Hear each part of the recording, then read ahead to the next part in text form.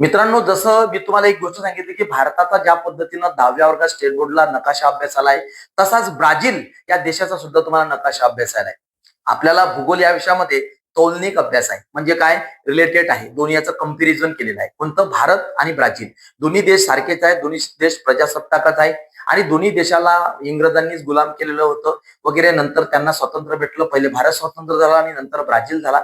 एकंदर त्या ब्राझीलची रचना कशा पद्धतीने आहे, नकाशा तुमच्या समोर कोणताही येऊ, दिशा कधीही बदलत नाही. दिशा त्याच असतात. समजून घेऊया. ज्या पद्धतीनं भारताच्या वरच्या भागाला आपण उत्तर म्हटलं, ही सुद्धा उत्तर, इथे खाली दक्षिण, ही दिशा म्हणजे पूर्व आणि ही दिशा म्हणजे पश्चिम. ओके. आणि ही दिशा म्हणजे कोणची? वाणी म्हणजे वायव्य, ही म्हणजे इमली म्हणजे ईशान्य, ही म्हणजे आंते म्हणजे आग्नेय, ही म्हणजे नेते म्हणजे नैऋत्य. ओके. ह्या दिशा आपण याच्या आधी सुद्धा बघितल्या. आता एक गोष्ट लक्षात घेण्यासारखी आहे की ब्राझीलच्या कोणत्या दिशेला समुद्र आहे. बरेचसे मुलं इथं कन्फ्युज होतात. समजून घ्या. बघा, ब्राझीलची ही जी वरची बाजू आहे ना मित्रांनो, हे उत्तर बाजू आहे आणि ब्राझीलची ही जी खालची बाजू आहे ना मित्रांनो, ही खालची बाजू, हे म्हणजे दक्षिण बाजू आहे. मग ब्राझीलच्या उत्तर भागाला म्हणजे पूर्व साईडला, ब्राझीलच्या बघा पश्चिम साईडला कोणताही समुद्र नाही. या भागाने सगळे वेगवेगळे देश आहेत, म्हणजे जमीन आहे. आणि ब्राझीलच्या या भागाने समुद्र आहे. वरच्याही भागात समुद्र आहे. त्याला अटलांटिक महासागर, अटलांटिक महासागर असं म्हणतात. हा अटलांटिक. मग आता वरच्या भागात असल्यामुळे वरची दिशा उत्तर, म्हणून याला उत्तर अटलांटिक असं म्हणतात. अटलांटिक महासागर खालच्या सुद्धा भागात आहे आणि महासागर तोच आहे, म्हणा दक्षिण भागात आहे, म्हणून याला दक्षिण अटलांटिक महासागर. ओके. ओशन असं इंग्लिशमध्ये म्हणतो आपण, असं म्हणतात. बघा, दोन्ही भागाचा विचार केला तर वरच्या भागात उत्तर अटलांटिक आणि खालच्या भागात दक्षिण अटलांटिक महासागर आपल्याला पाहायला मिळतो. आता बऱ्याच काही छोट्या छोट्या गोष्टी आहेत ब्राझीलच्या, ते काय आहे बघा. अधिक एक मगाशी आपलं थोडंसं राहिलं, ते नंतर बघू. पण आता इथं एक गोष्ट बघा की या नकाशाचा विचार केल्यानंतर एक गोष्ट अधिक लक्षात येते की आपण दिशाही बघितल्या. आता या भागातून म्हणजे साधारणतः उत्तर भागातून ब्राझीलच्या ही जगातली सगळ्यात मोठी नदी या भागातून वाहत जाते मित्रांनो. सगळ्यात मोठी, जगातली सगळ्यात, या देशातून इकडून येते, पेरू या देशातून इकडे, आणि ही इकडे अशी वाहत जाते आणि अटलांटिक महासागराला जाऊन भेटते. जगातली सगळ्यात मोठी, त्याला म्हणतात अमेझॉन नदी. ही अमेझॉन नदी जगातली सगळ्यात मोठी नदी आहे, जी ब्राझील मधून वाहते आणि ते ब्राझीलच्या उत्तर भागातून वाहते. आणि तुम्हाला माहित असेल की हा इकडला जो भाग आहे ना, जो ब्राझीलचा पश्चिमेकडील भाग आहे, हा पूर्ण दुर्गम भाग आहे.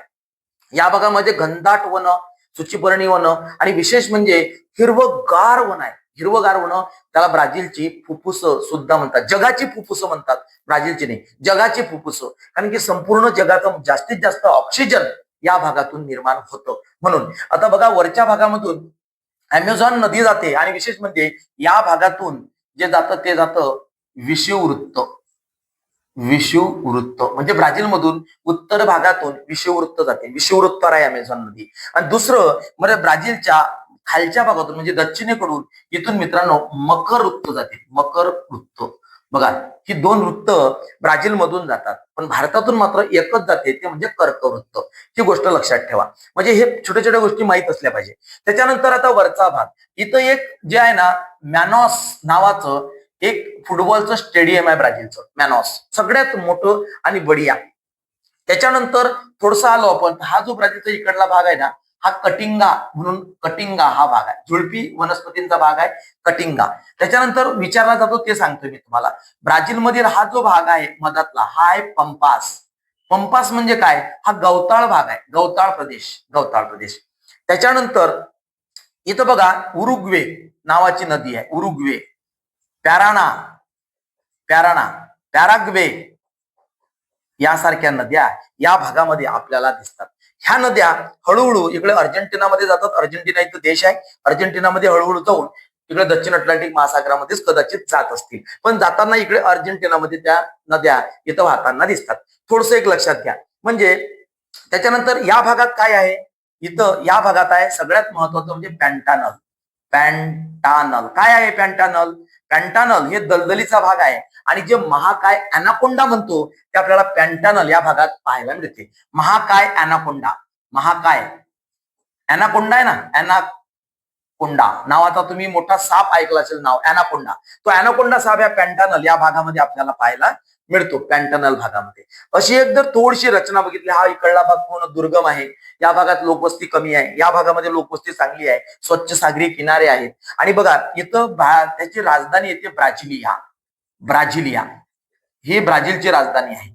ठीक आहे, बऱ्याच काही गोष्टी आहे. हा इकडला जो भाग आहे ब्राझीलचा, हा ऍक्च्युली हा आपल्याला दिसतो इकडल्या साईडचा भाग, हा ब्राझीलची उच्चभूमी म्हणून प्रसिद्ध आहे.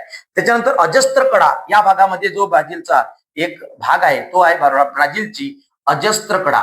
अजस्त्र कडा हा एक ब्राझीलचा इकडला भाग आहे. या पद्धतीने एक थोडासा नकाशा डोळ्याखाली घाला आणि माझं असं म्हणणं आहे की दिशा एकदम माहीत करून घ्या की ब्राझीलच्या उत्तरेकडून जर म्हटलं तर विषुववृत्त जाते, ब्राझीलच्या मध्यामधून किंवा दक्षिणेमधून मकर वृत्त जाते. ब्राझीलची वरची दिशा उत्तर, खालची दक्षिण, इकडली पूर्व, इकडली पश्चिम, ही वायव्य, ही ईशान्य, आग्नेय, हे नैऋत्य. दिशा माहित असल्या की सगळ्या प्रश्नांची उत्तर मिळतात. काहीही कठीण नाही, सोपी आहे. आणि या संदर्भात जर अधिक काही प्रश्न असला तर नक्कीच मला कमेंट करा, मला विचारा, मी त्याची उत्तरं नक्कीच देईल. चला, थँक्यू. Best of efforts.